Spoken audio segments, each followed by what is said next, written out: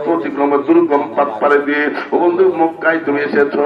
আমি বললাম মুরব্বী বেটা চাচা আমি আপনি শুনে রাখেন, আমি এমনি আসি নাই, আমি একা নয় আর অনেক কাফেলা আসলো, তারা চলে গেছে।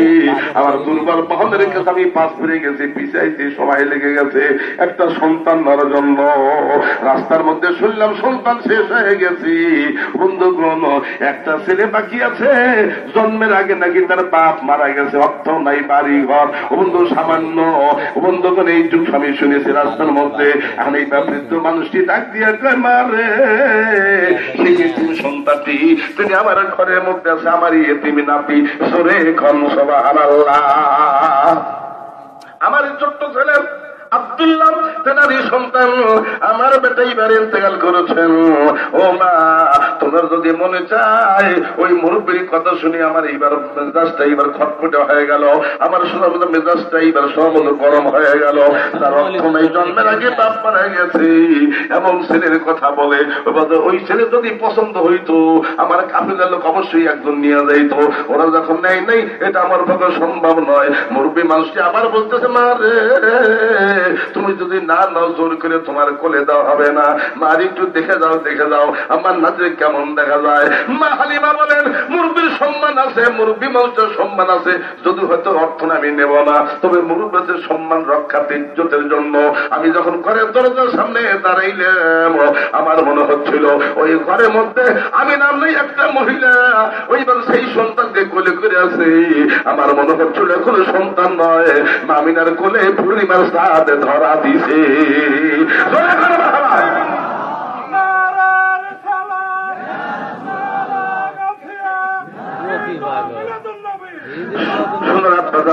খুব চুম্বকতা হবে। আরে শোনার বন্ধ ওই ছেলেটাকে দেখা মাত্রই আমার মনটা ভরে গেল, মনটা ভরে গেল। ওই মুরব্বী মানুষের জিজ্ঞেস করে হুজুর আপনার নাতিকে যদি আপনি দেন আমি আল্লাহর রাস্তায় নিতে পারি, যদি আপনার অর্থ নেই আমল করি, আপনার গরিব অর্থ নাই, অর্থ নাই, যদি আপনি দেন আমি আল্লাহর রাস্তায় নিয়ে যাব। এই কথা বলতে বলতে ওই মুরব্বী মানুষটা আমাকে বলল মা রে তোমার কোনো চিন্তা নাই, আল্লাহর রাস্তায় তুমি যদি গ্রহণ করো আমার তিন না থেকে আমি তোমার গলে উঠে দিতে পারি। জোরে করে মারহাবা বলতে দিলাম। এদিকে মামিনার চোখ ভরা পানি রে, বন্ধু জন্মের আগেই সন্তান এতিম হয়ে গেল। আজকে তিন বেটাকে কোল থেকে নামাইয়া ওই তাইফে হালিমার কোলে আমাকে আজকে দিতে হচ্ছে। মা আমার চোখ ভরা পানি রে, মা আমিনার চোখ ভরা পানি। জোরে করে সুবহানাল্লাহ। কিতাবে লিখতেছে তারিখে হাবিবেল্লাহ এই কিতাবের মধ্যে আমি বর্ণনা করে দুনিয়ার মানুষ হলো কেমন নবী তোমার উম্মতের আমি একটু ভালো করে জানে না। মামিনার যখন চোখ ভরা পানি চতুর্দিকে ঘরে ধরে এইবার আশেপাশে শোনা বন্ধ কারো যেন গুনগুন করে গান গায় তোরা দেখে যা আমি না মায়ের কোলে, তোরা দেখে যা আমি না মায়ের কোলে, মধু পূর্ণিমার সেটা জাদু দোলে যেন উষার কোলে রান্না রবি দোলে, তোরা দেখে যা আমি না মায়ের কোলে।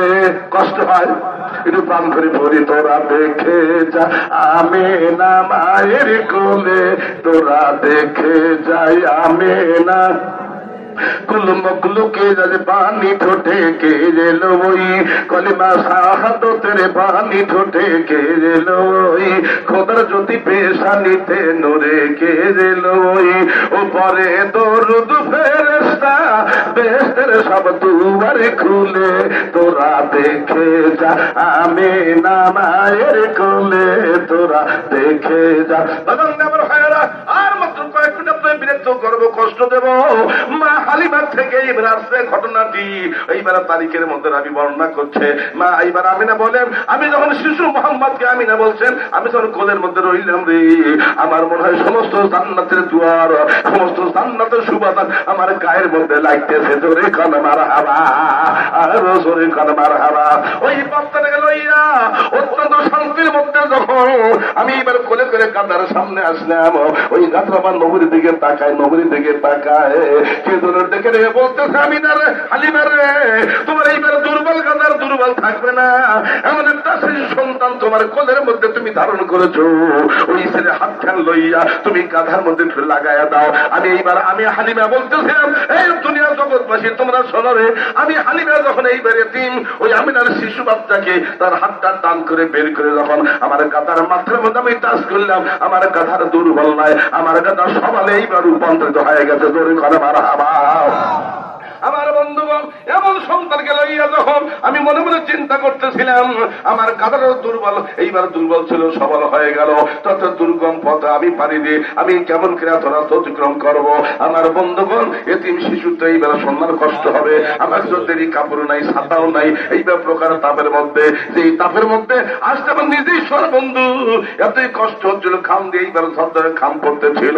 এত রাত অতিক্রম করে শিশু বাচ্চাকে লইয়া কেমন করে যাব। এইবার গাতার মধ্যে সর হইলাম, আমার গাতাটা বাজান আসতে যেইভাবে আছে তার সে 10 গুণ বেগে তড়িৎ গতিতে তাইফের দিকে রওনা হলো। বন্ধুগণ, আমি চিন্তা করলাম এত দুর্বল গাদা এত জোরে যাচ্ছে, আমার বন্ধু তো আমার গায়ে তো লাগে না। আমি তাকিয়ে দেখলাম আমি যত জোরে যাচ্ছি গাদা যত জোরে যায় আমার মাথার উপরে 1 ঘন্টা ম্যাগ ভেসে যায়। জোরে খান আমার হাওয়া, আরো জোরে খান আমার হাওয়া। এটা সে মনে করি পাইল একটা মজেদা। আসুন বাজান নিয়ে আমার ভাইরা ওই নবীর রওজা মোবারকে গেলাম। আমার অনেক হাদিস সাহেব এখানে বসে আছেন, আমি ক্ষুদ্র মানুষ, আমি ছোট্ট মানুষ, আমি মনে করি বাজান রে হাইরে মদিনাতুল মুনাওয়ারা এইবারে 13 হাত ঘর ছিল, মাত্র 13 হাত মাত্র ঘর ছিল। এখন এট এ টাইমে মদিনাতুল মুনাওয়ারা যেটা না হল মসজিদে নববী, ওদের এট এ টাইমে একই সাথে 18 লক্ষ লোক নামাজ পড়ে, তবু বোঝার জায়গার অভাব নাই। জোরে খান আমার হাওয়া, মারহাবা জোরে খান। আমার বন্ধুগণ, ওরে মক্কাবাসী তারালি মদিনাবাসী পাগল হয়ে গেল, যত জায়গা লাগে দেব। আইবাব আনসারি তার দেখবে বিশেষ একদম হুজুর জায়গা মা ফাটাবো হবে না, শিকল ফিতা টানার লাগবে না, যত জায়গা লাগে ও নবীরে শুধু জায়গা নয় আপনার জীবনটা দিয়ে দিলাম। জোরে খান আমার হাবা, আরো জোরে খান আমার হাবা। আমার একজন ব্যক্তি নাম হযরত আবু আনসারী। আমার বন্ধুরা আমার ভাইয়ের একটু খেয়াল করো, আমার সোনা মানিক রে, আমার মনে হচ্ছিল মদিনা মসজিদ বাজাল্লাহ দেখার তৌফিক দান করেছে, আপনারা দোয়া করেছিলেন। অনেক হাজি এখানে বসে আছেন, ওনার মধ্যে আমার সঙ্গে একমত হবে। আমার মানে মানুষ এত সুন্দর করে ড্রাফট করতে পারে না, মডেলিং করতে পারে না, সেইভাবে মসজিদে দেখলাম মানে আল্লাহ কুদরতি হাতে ড্রাফট করেছে। তোরে খান মারহাবা, তোরা দেখলে সবই পাগল হবি, মারহাবা খান, দেখলে সবই পাগল হবি, কাঁদবে বসে নিরালায়, নূরের রাসূল যেই দেশে ঘুমায়। জোরে খান মারহাবা। বাজান দিয়ে আমার ভাইয়েরা, এই দেখার জন্য আমি দোয়া আমার আল্লাহর বান্দা, আমার বন্ধুদেরকে আজকে যারা জালসার মেহমান, আল্লাহ সকলে যেন কবুলার মঞ্জুর করে। জোরে জোরে খান আমিন, আরো জোরে খান আমিন। বাজান আল্লাহর এক বুজুর্গ বান্দা, নাম হলো সোনার বন্ধু আব্দুল ইবনে মুবারক। আব্দুল ইবনে মুবারক আমার বন্ধু, আমার নবীর রাজা সালাম দো আল্লাহর ঘরের পাই কিলাপ ধরে ধরে কাঁদবো। এবার হজের প্রস্তুতি চলছে, হজের প্রস্তুতি চলছে। নাম হলো আব্দুল ইবনে মুবারক। কেমন দাদার ব্যক্তি ছিলেন আব্দুল ইবনে মুবারক। এরকম যদি কোন মজমায় কোন মাহফিলে যখন এইবার কোন জালসায় যায়, এইবার লোকেরা মনে করতো আব্দুল্লাহ সোনা বন্ধু আব্দুল ইবনে মুবারক সেই মজমায় হাজির হয়, মজমায় পূর্ণিমার চাঁদ ওইখানে দেখা দেয়। জোরে খান মারহাবা, মারহাবা জোরে খান। এমন যে ব্যক্তিত্ব নাম হলো আব্দুল ইবনে মুবারক। এবার হজের প্রস্তুতি চলছে, বন্ধু টাকা পয়সা সব কমপ্লিট হয়ে গেল। হঠাৎ করে একদিনকার ঘটনা একটু ধারণা মাত্র দেব আমার ভাই, আমার বন্ধুগণ। আব্দুল ইবনে মুবারক তার একটা ছোট্ট ছেলে কাঁদতে কাঁদতে আব্বার কাছে হাজির হয়ে গেছে।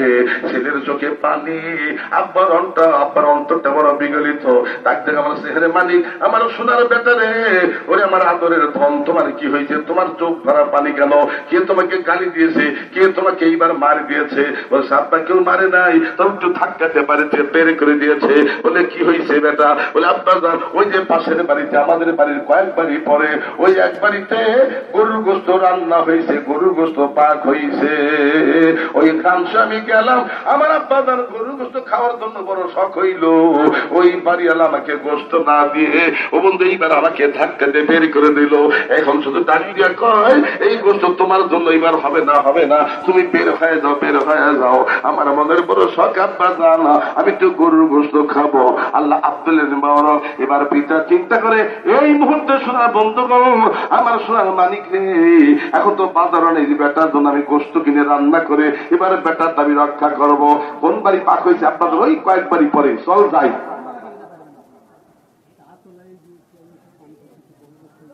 লা ইলাহা লা ইলাহা ইল্লাল্লাহ, পড়ে লা ইলাহা।